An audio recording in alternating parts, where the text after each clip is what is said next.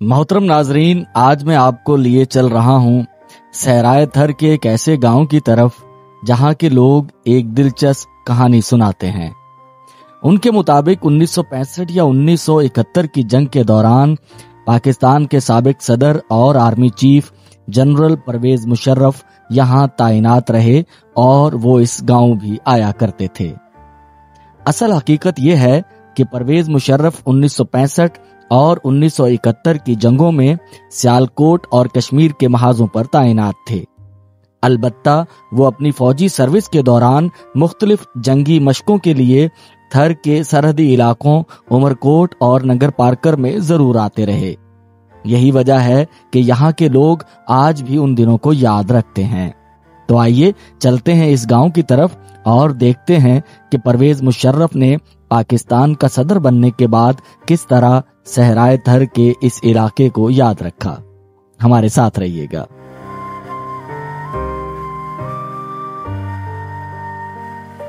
अस्सलामुअलैकुम मोहतरम नाजरीन, अली मुनव्वर आपकी खिदमत में हाजिर है। पेशे खिदमत है एक नई वीडियो, और आज की इस नई वीडियो में एक अलग सफ़र दरपेश है। वापसी का सफ़र है, लेकिन एक अलग रूट से मैं जा रहा हूँ। ये रोड मीरपुर खास से आ रही है, और कराची मीरपुर खास से, और इस तरफ चले जाएंगे हम इस्लामकोट की तरफ।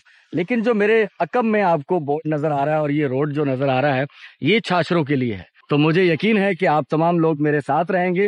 नॉर्मल वीडियो से हटकर कुछ नए इलाके भी आपको देखने के लिए मिलेंगे। मौसम अच्छा है, कुछ बादल अबरालूद मौसम है, धूप छांव का खेल जारी है, और हमें एक लंबा सफ़र दरपेश है। मुझे यकीन है कि आप हमारे साथ इस सफ़र में शामिल रहेंगे। तो ये रोड मीरपुर खास के लिए, यहाँ से रास्ता अगर हम जाते हैं छाछरों उमरकोट तो 175 किलोमीटर है, और उमरकोट 110 किलोमीटर है, छाछरों 55 किलोमीटर है, और यहाँ एयरपोर्ट भी है तरकोल की वजह से, वो यहाँ से 18 किलोमीटर दूर है। लेकिन हमने यहाँ से इस रोड से उमरकोट नहीं जाना। छाछरों से वो उमरकोट के लिए रोड जाता है, हम छाछरों से आगे खैंसर जाएंगे।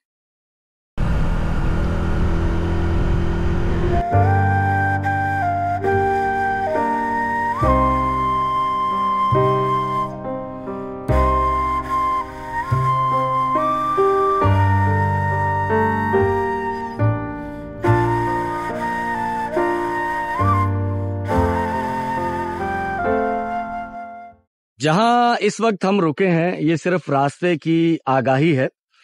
इस्लामकोट से जब हम निकलते हैं तो तकरीबन कुछ 20 किलोमीटर के करीब जो हवाई अड्डे का मैंने जिक्र किया था, वहां से रोड एक अच्छी कंडीशन में बना हुआ नया, कुछ तो थोड़ा सा डबल रोड भी है।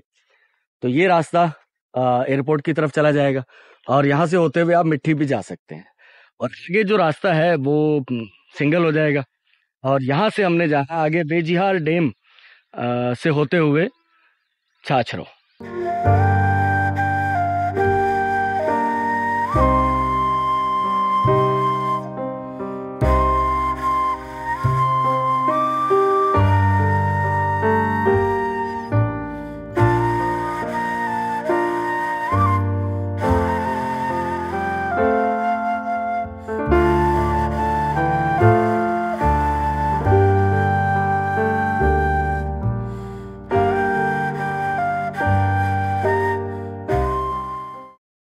इस्लामकोट से छाछरों जाते हुए, छाछरों जब कुछ 13 किलोमीटर रह जाएगा तो एक लिंक नीचे की तरफ जनूब की तरफ एक लिंक रोड निकलेगा।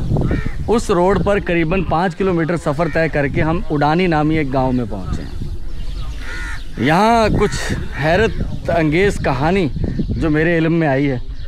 बिजली देख के मैं हैरान रह गया। सहराए थर के तो गाँव में बिजली नहीं है, बहुत सारे गाँव में बिजली नहीं है। बिजली है, रोड आ रहा है, टेलीफोन की सर्विस अच्छी है जो कि बहुत कम होता है।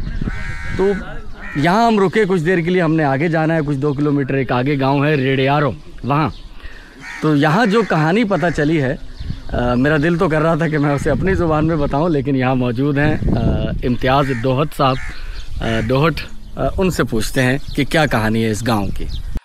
कहानी मुझे बताई इम्तियाज़ दोहट ने। इम्तियाज़ दोहट साहब, 1965 की जंग में परवेज मुशर्रफ जो उस वक्त आर्मी में थे, वो यहाँ इस गांव में आए थे। तो आप बता रहे थे कि वो गांव के किसी उस वक्त किसी ज़ईफ शख्स ने उन्हें खाना या पानी पिलाया था। तो वो फिर जहन में रहा उनके मुशर्रफ साहब के। तो फिर कब आए थे मुशर्रफ साहब यहाँ? 2000 सन 2000 में आपके गांव के अंदर? जी सर, स्पेशली हाँ, उस वक्त रोड रास्ता कुछ नहीं था? कुछ नहीं था। तो यहाँ कहाँ उन्होंने खिताब किया था, कहाँ तक? सामने जो स्कूल पड़ी है। अच्छा, इसी मैदान पे। अच्छा अच्छा अच्छा अच्छा। अमूमन हमें सियासी शख्सियात से इख्तलाफ भी होते हैं और हम उनके मुवाफकत में हक में भी राय रखते हैं, वो अपनी जगह। हो सकता है बहुत सारे लोगों को परवेज मुशर्रफ से इख्तलाफ हो और वो तनकीदी जुमले कसें, लेकिन ये एक कहानी तो है और ये तो उनकी अच्छाई है कि उनके जहन में रही। तो जो इम्तियाज भाई ने जो स्टोरी मुझे सुनाई है उसका खुलासा मैं बता देता हूँ आपको कि 1965 की जंग में भी उस वक्त वो मेजर, कैप्टन या किसी सेकंड लेफ्टिनेंट किस रैंक में हो मुझे नहीं मालूम। तो यहाँ चूंकि ये जिन इलाकों में हम मौजूद हैं, 1971 की जंग में, 1971 की जंग हुई, 71 हुई है। अब ये कहानी अब मुकम्मल वो किस तरह से है, इसकी वो दुरुस्तगी वो मालूम नहीं। में भी 1971 की जंग रही हो, क्योंकि 1971 की जंग में इंडियन अफवाज इन इलाकों तक आ चुकी थी, छाछरों तक, बल्कि इस्लामकोट से आगे तक चली गई थी।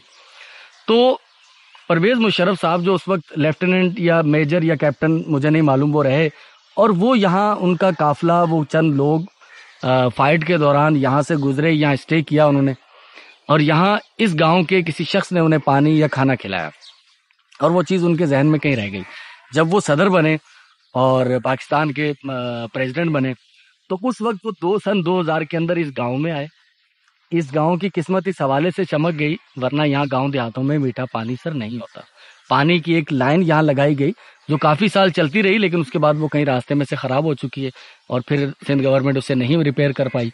यहाँ से पाकिस्तान पीपल्स पार्टी ही इलेक्शन जीतती है हमेशा, इस बार भी वही जीते हैं।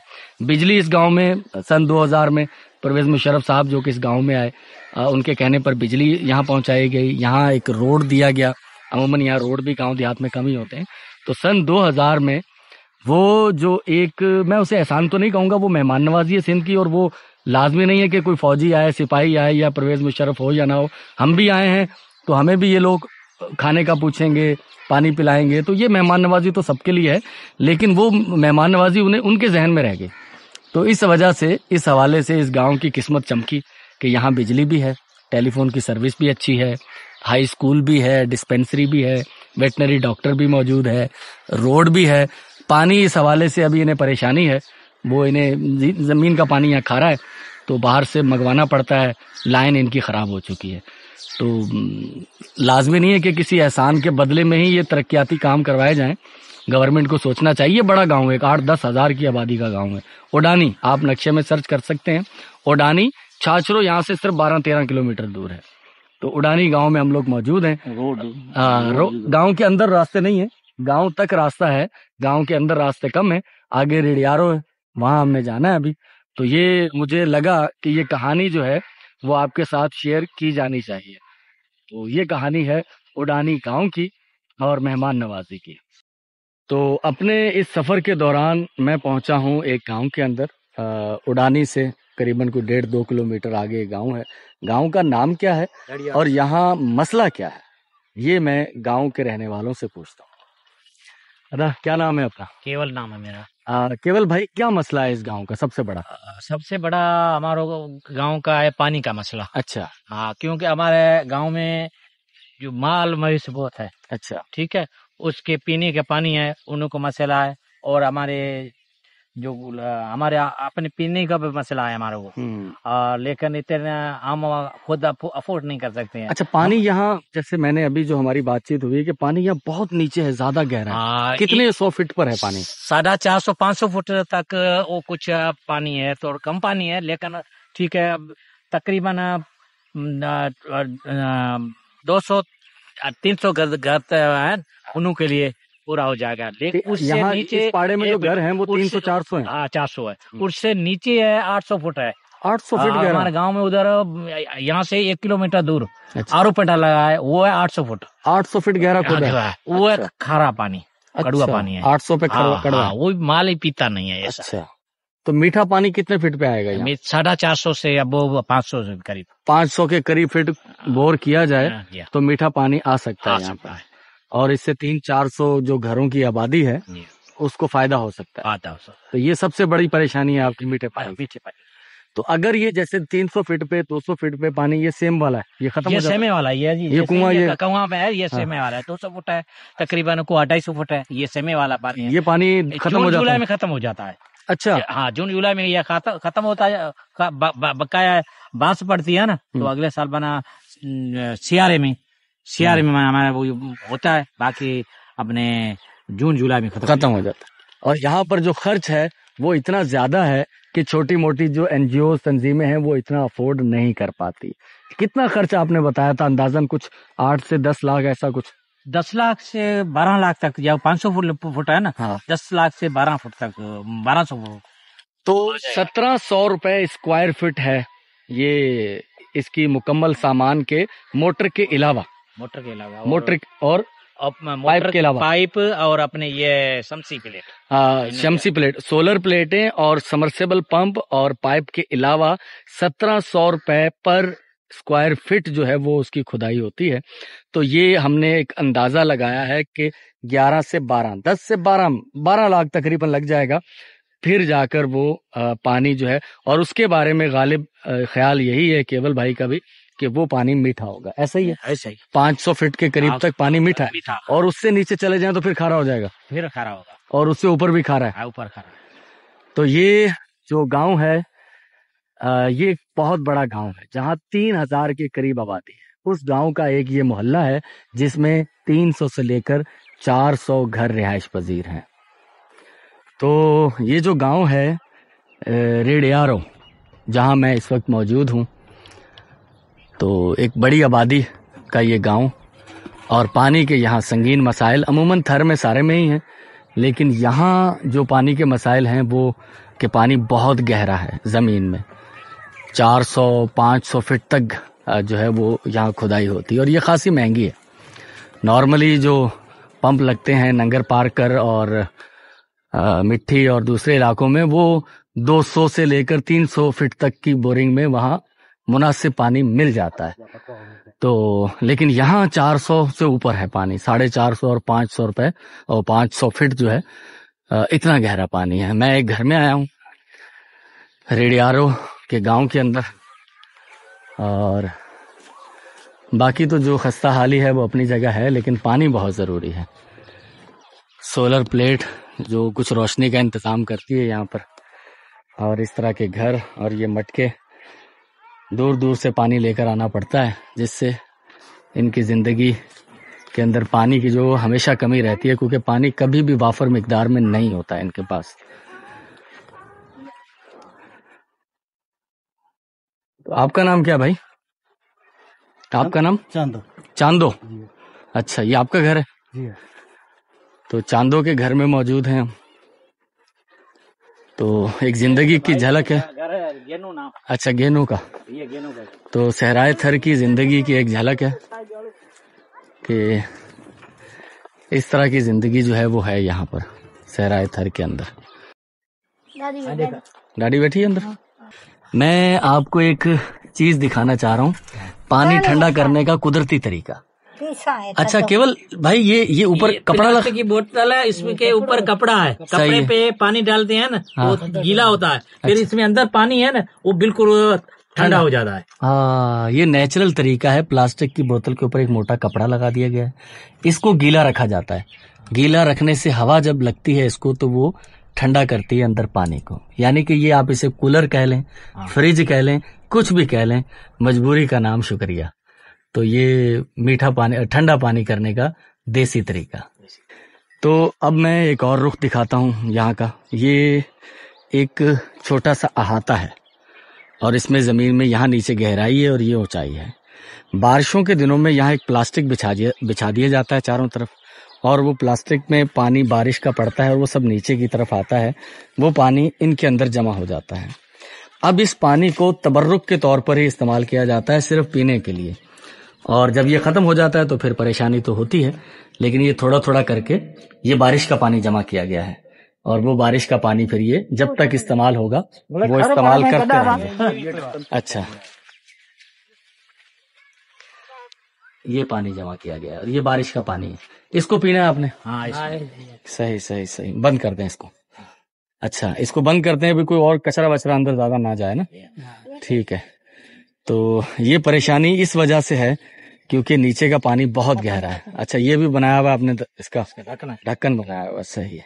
टायर लेकर और बीच में लकड़ियां लगाकर देसी तरीके से किसी भी चीज का आप कोई भी अल्टरनेटिव इस्तेमाल कर सकते हैं।